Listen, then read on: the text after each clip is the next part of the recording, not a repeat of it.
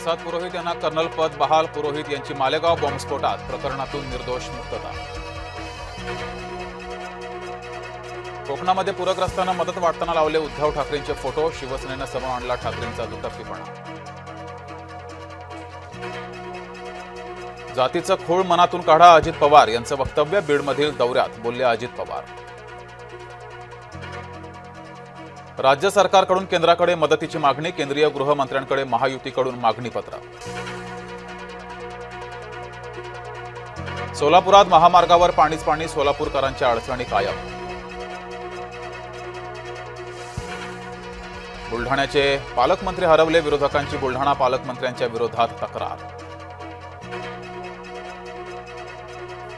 लातूरातून सुरू केला उद्धव ठाकरे यांनी दौरा. पूरग्रस्त भागात उद्धव ठाकरे हे पोहोचले. शेताच्या बांधावर शेतकऱ्यांसोबत साधला संवाद. आम्ही मदत मनापासून करतोय. मदतीचं पर्यटन नको आणि राजकारणही नको. उपमुख्यमंत्री एकनाथ शिंदे यांची उद्धव ठाकरेंच्या दौऱ्यावर टीका. उपमुख्यमंत्री अजित पवार पोहोचले बीडमध्ये. पुरानं उद्ध्वस्त शेतकऱ्यांसोबत साधला संवाद. पंढरपुरात पुरानं घातलं थैमान. महिलांना याची खास करून बसली झळ. निकष न लावता सरसकट मदत देणार. मुख्यमंत्री देवेंद्र फडणवीस यांचं आश्वासन. बंधाऱ्याचे दरवाजे न उघडल्यानं पूरग्रस्त धाराशिव इथं संभाजीराजे यांची पाहणी दौरा.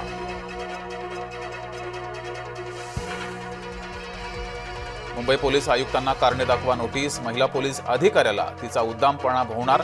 राज्य मानवाधिकार आयोगानं बजावली नोटीस. अग्नि प्राईम क्षेपणास्त्राची चाचणी यशस्वी. 2000 किलोमीटर अंतरावरूनही अचूक लक्ष्यभेद. मध्यम अंतरावर मारा करण्याची क्षमता. अजित पवारांचा निकटवर्तीय अटकेत. राष्ट्रवादीचा नेता विनोद देशमुख दरोड्याच्या गुन्ह्यात अटकेत.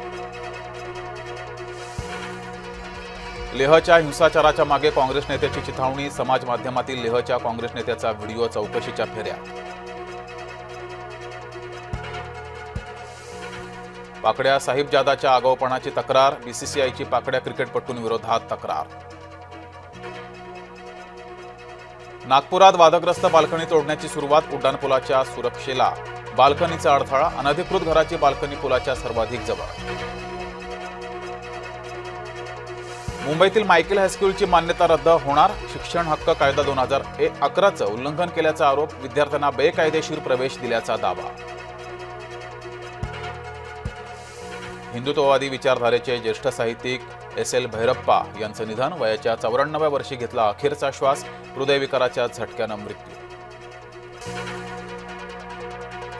दंगलग्रस्त लेहमध्ये संचारबंदी. बुधवारच्या दंगलीत 4 जणांचा मृत्यू. लडाखला पूर्ण राज्याचा दर्जा मिळावा म्हणून आंदोलन.